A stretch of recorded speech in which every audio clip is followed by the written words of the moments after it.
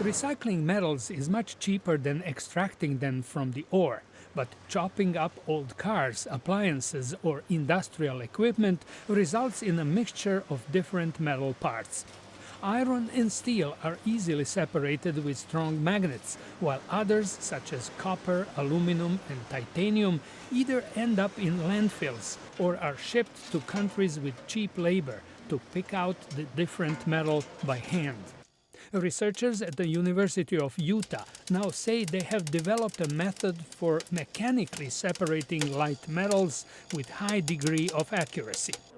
Don Eggert of O2M Technologies, which partnered with the school in developing the technology, says the system is based on the fact that all metals react to a strong magnetic field. When the metal falls through the field, even though it's non-ferrous, it's not attracted to the magnet, but the magnet causes there to be an electric current inside of the metal, and that causes the metal to have a magnetic field itself, which interacts with the magnetic field it's falling through and pushes it to the side. Eggert says rapid change in the frequency of the magnetic field results in metal pieces falling into different bins. So for example, if we want to separate aluminum and copper, we hit the right frequency for it, and the aluminum will push more away from the magnet than the copper will. So the copper falls straight down, the aluminum falls into a different bucket.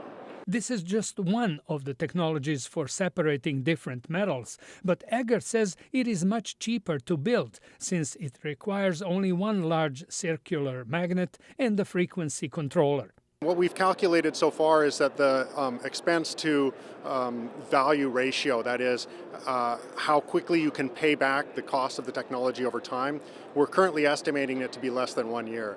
At the moment, the separator works only with pellets up to 1 centimeter wide.